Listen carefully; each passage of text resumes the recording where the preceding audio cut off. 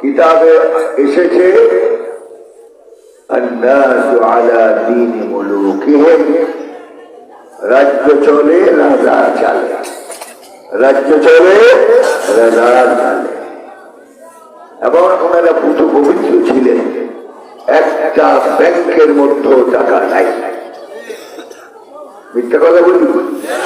একটা ব্যাংক টাকা নাই, রিজার্ভ সব শেষ। প্রধানমন্ত্রী নিজে স্বীকার করেছেন ওনার বাড়ির পিয়ন 450 কোটি টাকার মালিক, নওয়াবের বাচ্চা, নওয়াবের বাচ্চা তুমি। এবং বলা হলো উনি হেলিকপ্টার ছাড়া চলে না। মাশাআল্লাহ, কত বড় নওয়াব দাদা! একটু মানুষের সচক্ষে আসো, হেলিকপ্টার দেখাই ঠিক কিনা? জনগণের পয়সা মেরে খেয়েছ। আর এদের মধ্যে লিডার বড় টাকা, ঐতিহাসিক টাকা ছিল দরবেশ হুজুর। মাশাআল্লাহ, চেহারা দেখলে মনে হয় সরষিনা পিসাব এর যে ভালো, ঠিক নেই? তখন কি হল?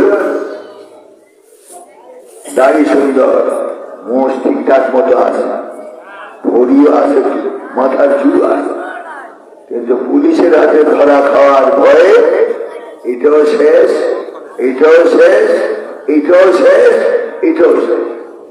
এখন দেখা যায় কোনো একটা ভালুকের বাচ্চা, একটা ভালুকের বাচ্চা, ঠিক না?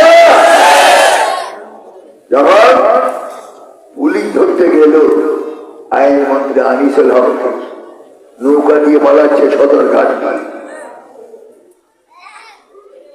আনিসুল হককে ধরার পর উনি বলে, আমি একা না, বড় হুজুর আমার সাথে আছে। বড় হুজুর কোথায়? ওই পিছনে, ওই পিছনে। বিসমিল্লাহি ওয়া আলা বারাকাতিল্লাহ। এই বড় হুজুর কত টাকা চুরি করে জানেন? হাজার হাজার মিলিয়ন ডলার, যেটার কোন হিসাব নাই। আর ওনার ব্যবহারিত কোটি কোটি টাকা দামের 15 থেকে 16টা গাড়ি ছিল ওনার নিজের। অথচ উনি কি দরবেশ হুজুর, দরবেশ হুজুর। বিচার কি হবে না আল্লাহর কাছে? হবে না। হিসাব আছে। 70 বারে যদি তুমি জিহাদের ময়দানে শহীদ হও, আবার জিন্দা হও, আবার শহীদ হও, আবার জিন্দা হও, আল্লাহ পাক তোমাকে মাফ করবে না যতক্ষণ যার টাকা চুরি করেছে টাকা ফেরত দেওয়ার আগে। ঠিক নেই? ঠিক নেই? এদের বিচার বাংলার জমিনে হোক চাই, চাই।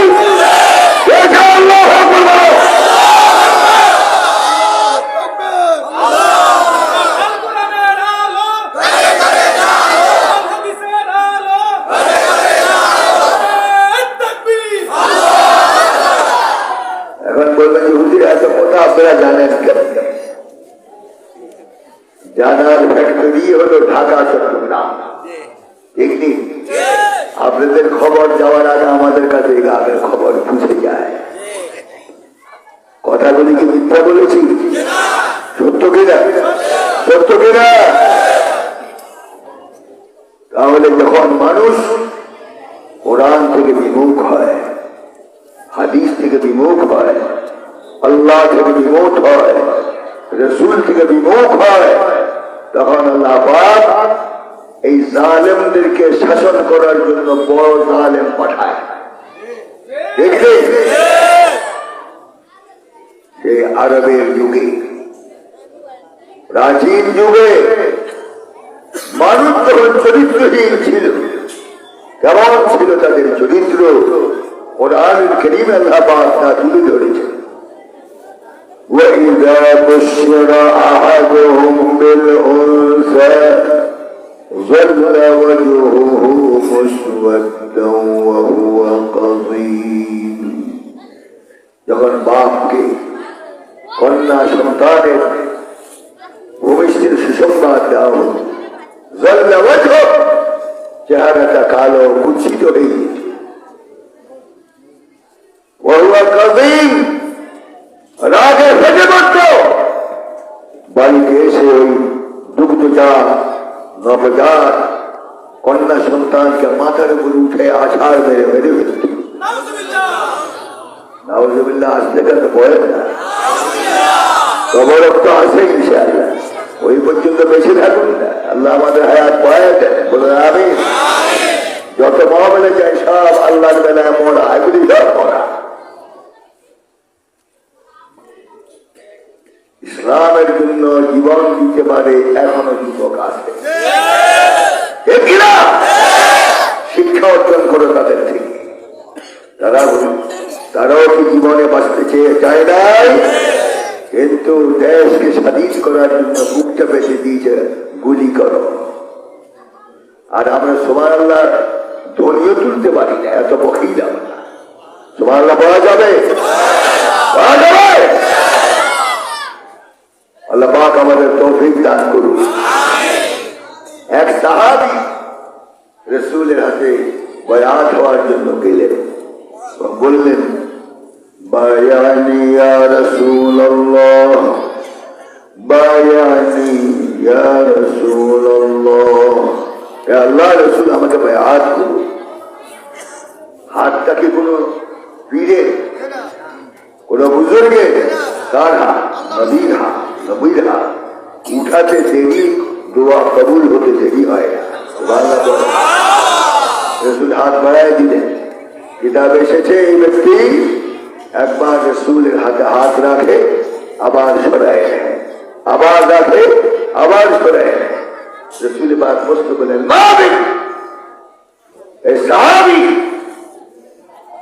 হাত বাড়াবার জন্য বলেছে, আমি হাত বাড়াই দিয়েছি, অথচ তুমি একবার হাত রাখো আবার সরে দাও, কারণ বলে ইয়া রাসূলুল্লাহ এই হাতটা না পাক, কারণ এই হাত দিয়ে 69টা জীবন্ত দুগ্ধজাত মেয়ে কন্যাকে আমি কবর দিয়েছি,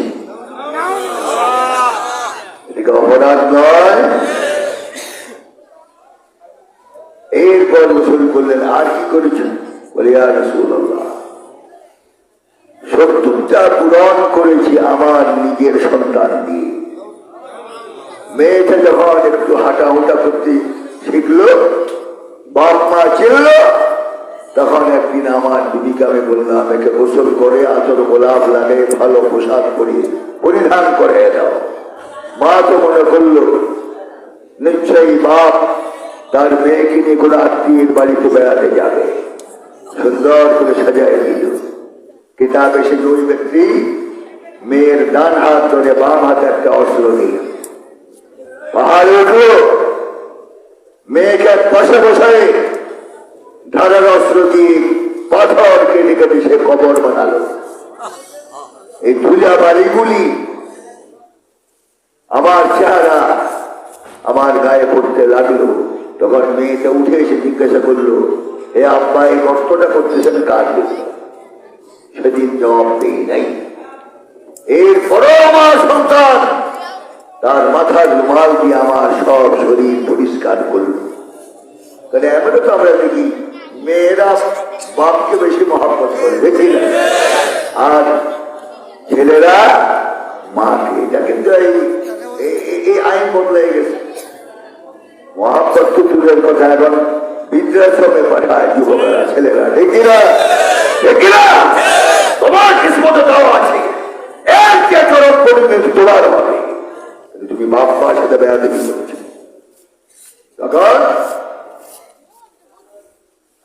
হঠাৎ আমার মেয়েকে এই কবরের মধ্যে আমি ধাক্কা মেরে ফেলে দিলাম।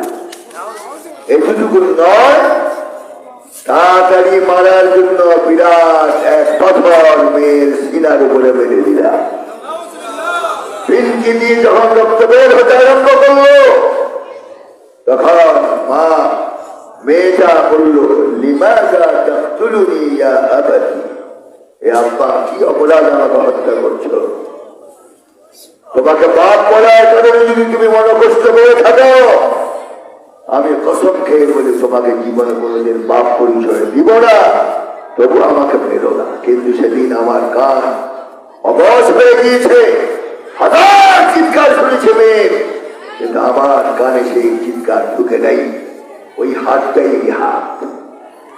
রসুল পাক কিতাব এসেছে, রসুল পাক এই বয়ান শুনে ওনার চোখ মুবারক থেকে পানি দাড়ি ভিজে ভিজে পড়তেছিল এবং রসুল বললেন, যাও হাত বাড়াই দিলাম।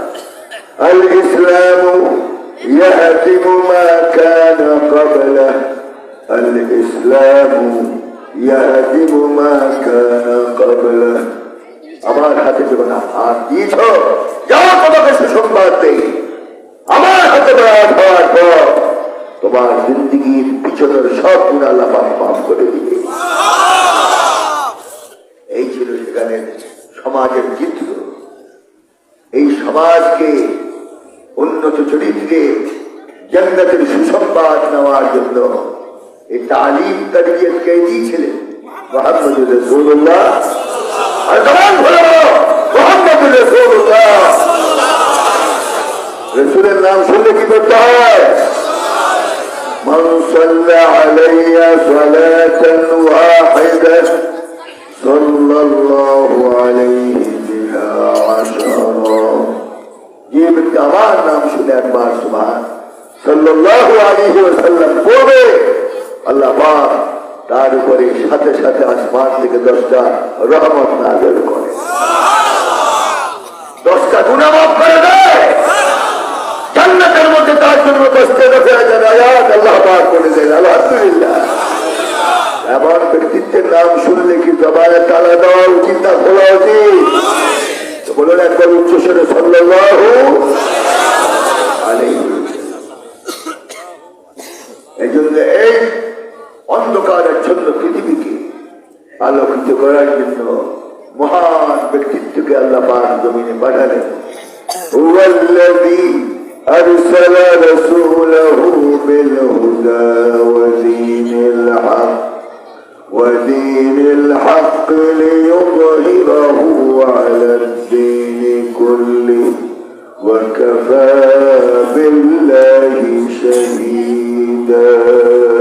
আল্লাহু আকবার। উনি রব যিনি পাঠালেন রাসূল, জমিন পাঠালেন, কিতাব এসেছে। আল্লাহর করে যদি আসমানের নিচে জমিনের উপরে পূত পবিত্র কোন ব্যক্তিত্ব থেকে থাকেন, উনি হলেন মুহাম্মদুর রাসূলুল্লাহ। মুহাম্মদুর রাসূলুল্লাহ চরিত্রটা কেমন জানা দরকার নাই। আর আপনাদের নেতাদের চরিত্র কেমন মিলে দেখবেন। রাজি রাজি। লাকাদ কানা লাকুম ফি রাসূলিল্লাহি উসওয়াতুন হাসানাহ। আল্লাহ পাক বলেন, ওটা বিশ্বের মানব দানব, তোমাদের জন্য উত্তম চরিত্র নিয়ে একজনকে পাঠালাম।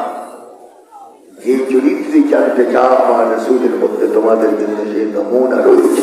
সুবহানাল্লাহ। লাকাদ কানা লাকুম ফি রাসূলিল্লাহি উসওয়াতুন হাসানাহ। তোমাদের জন্য উত্তম আদর্শ রয়েছে আমার নবীর মধ্যে। সুবহানাল্লাহ। রাসূলের চরিত্রের বহিঃপ্রকাশ। অধীনস্থ লোকের সাথে রাসূলের ব্যবহার কেমন ছিল জানা দরকার নাই। কিন্তু নব্য এখন আমাদের আঙ্গুল ফুলে কিছু পয়সাওয়ালা হয়েছেন, যারা অধীনস্থ লোকের সাথে সবচেয়ে নিকৃষ্ট ব্যবহার করে। ঠিক কিনা? উনি যে চেয়ারে বসে খায়, ড্রাইভারকে চেয়ারে বসাতে দূরের কথা, অন্তত 50 হাত দূরে বসায়। কেন? ড্রাইভারের দুর্গন্ধ নাকি ওনার নাকে আসে। নাউযুবিল্লাহ। আঙ্গুল ফুলে গলা গাছ।